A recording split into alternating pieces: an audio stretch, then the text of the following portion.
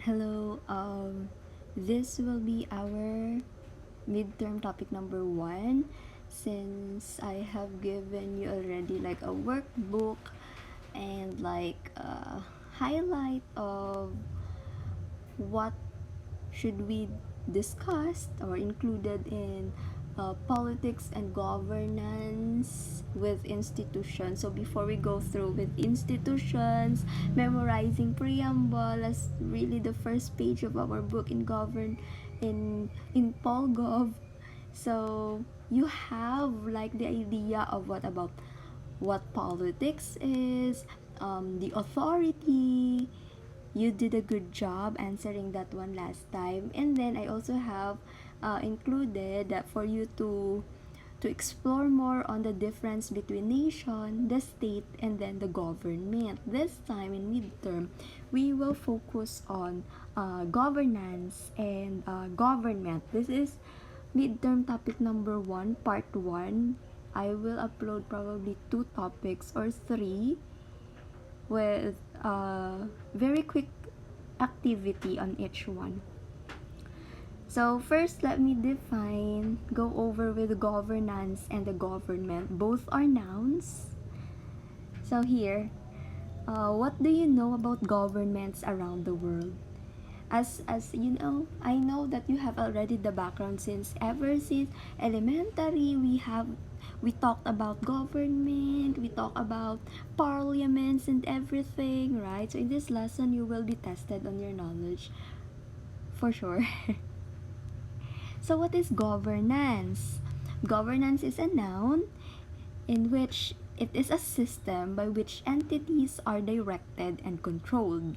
It is concerned with structure and processes for decision making, accountability, control, and behavior at the top of an entity, which means when we say governance, there are only like three branches. No, you are in authority, you are the one who makes decision, and you are accountable to whatever decision and authority you have made. In other words, when we say governance, it is an action or your decision as a person who runs, say for example, president of the school or the dean of the school, the president of the Philippines, the city mayor, or a business owner. So as someone on top of that entity, you are actually expected to have authority, to have a very good decision making, and being accountable to whatever decision you have made. So an example of governance, example, Mayor Bing's decision to increase the police force in response to burglaries. So because Mayor Bing has the authority as the city mayor, so he has this capability to govern the people as part of the entity. You get what I mean? That is what we call governance. So whatever decision Mayor Bing had made, he has this accountability. He is accountable for whatever may happen to police officers, whatever may happen to the different part of, barangays in Bacolod and anything. So when we say governance, again, there are a group of people who make up an administrative body. They govern. In other words, the state of being governed is what we call governance. If we are being governed by somebody, that is governance. Simple. Very, very simple. It is always and forever be linked into what we call good governance. No? If we will think of a leader, if we will think of a president, if we would think of a school dean, so you cannot be appointed as someone in the highest entity without beholding these kind of requirements. But sometimes you can be someone in the highest part of the entity because probably you have the money, right? But if we are looking for a good leader, future, or the next president of the Philippines, so we are not just only looking into someone who can be like a mother or a father to the Filipino people. We are not looking for someone who could give empathy to a specific problem of a people. We are looking into someone who could solve the problem of the majority. So what we are looking into of being good governance, no? He or she possesses good governance if he or she is transparent to whatever he mentioned, whatever decision or whatever plans he or she have, he is very transparent. Next, legitimacy. How legitimate is it? Is it just only during election? Is it just only during well, I'm so sorry. Is it just only during like campaign? Because mostly we cannot deny the fact, right? That most people who are under like who have the capability of governing as part of the highest entity, their legitimacy is not that very big or much. Why? Because it's their words are just only after campaign, and then after which, if they're gained their position, they don't do that anymore. But anyway, legitimacy is legitimacy, so we're still looking for it. Next is sustainability.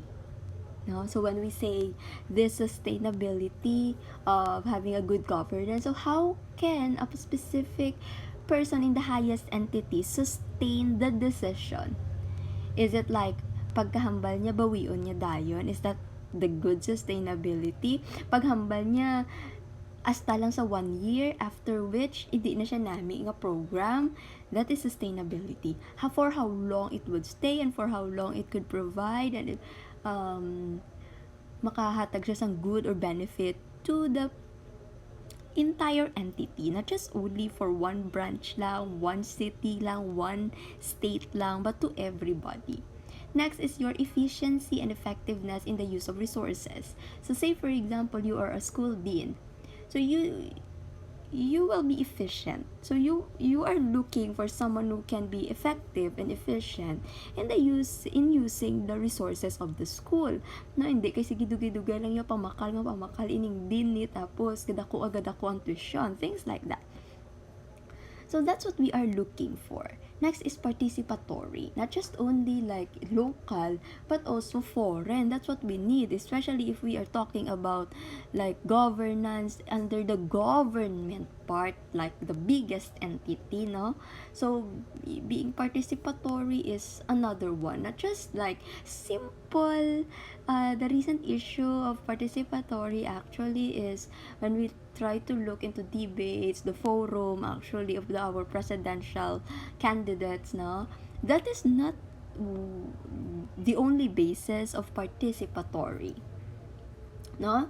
A particular person or somebody who wants to be in the highest part of the entity actually could not just participate in that simple debate. There are more to that one. Now, being participatory in, like, biggest means, so that's, I know that you get what I mean. That's being participatory actually. You do not participate for the benefit of having like, para mapatawa ang tao or whatsoever. You participate in that particular event to help the people. So say for example, you are the principal of the school. So you are being participatory to help the teachers improve more, to help the students gain more knowledge from the teachers. Not just only you participate, nagsaot ka during program and then that's it. Ako wala nagsaot ang principal namon kalaw ay saya. Ay wala siya nag-interest sa debate kalaw ay saya. No, that is not that one. That is not just hapaw nga participatory requirements of being good governance, no? And then next is you can govern the people as the highest part of the entity if you are always accountable to whatever words nga and whatever decisions you have made. So say for example, no, you have stated this one, and if you are clear and accountable, whatever may happen, biskan disadvantages pa da or biskan ups and downs pa da, shoulder mo siya. because you are accountable. That's a requirement of having good governance. So this time, let's define the government. What is a government? The government is also a noun. It is a system or group of people governing an organized community, generally a state. So that is government.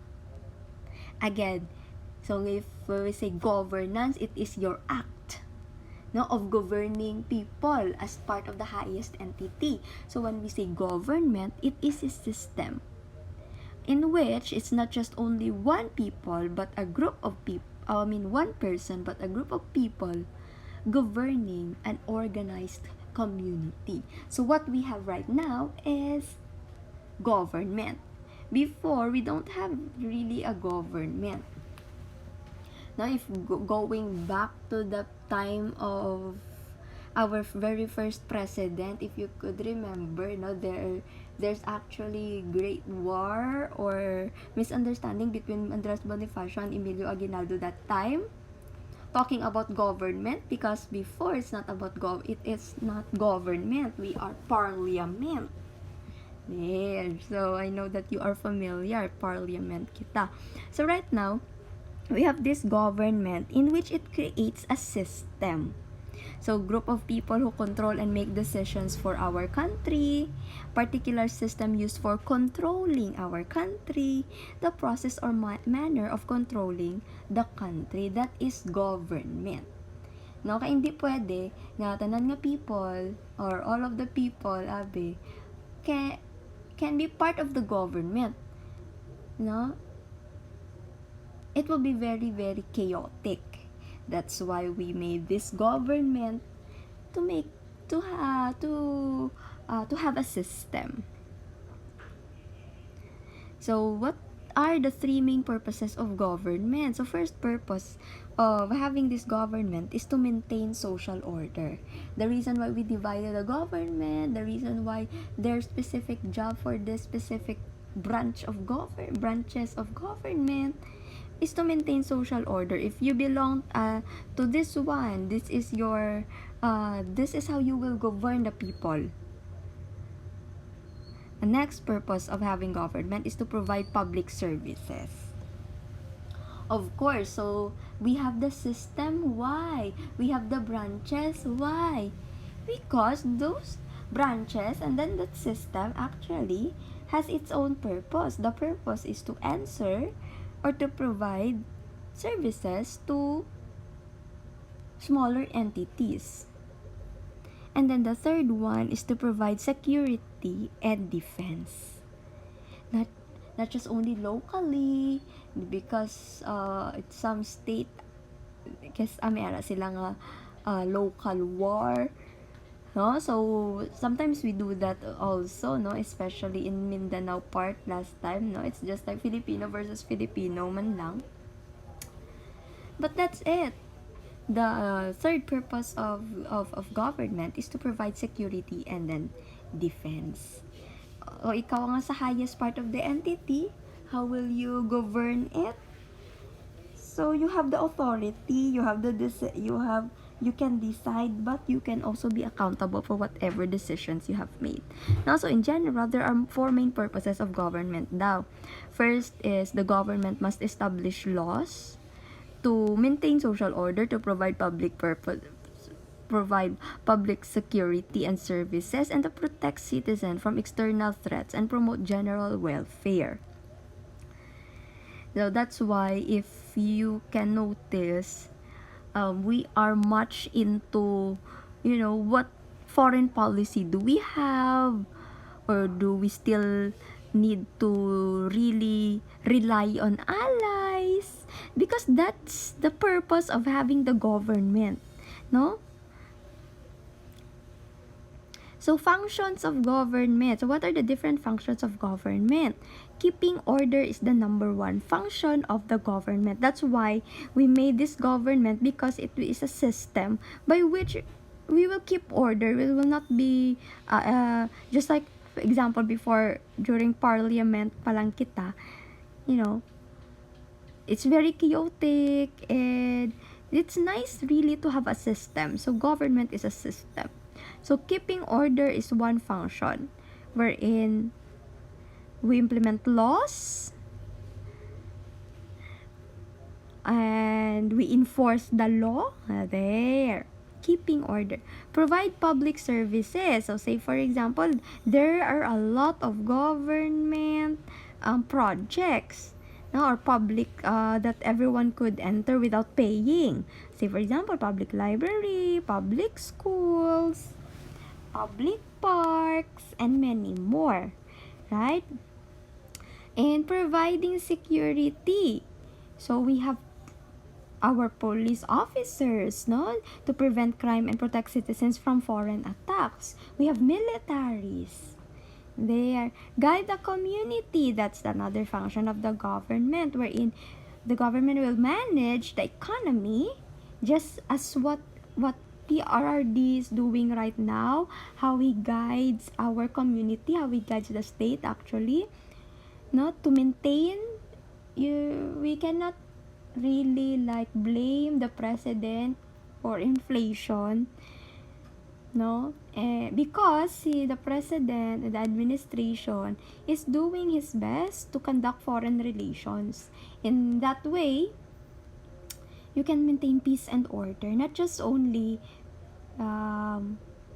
internally but also externally, at least. So that's the purpose, or the function of the government. And how the people do that is through governance. Here. So as for your activity, you can take a screenshot of this one and you can make it. I'll be waiting for you to make this one. You can explain your answer by making quick video. You can be creative this time. You can use TikTok or Messenger video or whatever. It's just like, feel free to explain yourself. So what's the difference between governance and government? You can add pictures and explaining. You can do that. Now, imagine our country now. What I'm talking is right now, 2022. Say for example, if we're still under parliamentary, without a government, without a system, what would it be? Okay? And how can you describe President Rodrigo Duterte's governance for the past 6 years? And that's it. You can make 30-second comments to this one, 30 seconds comment to this one, and 30 seconds comment to this one. Be creative as much as possible for your activity number 1 this midterm.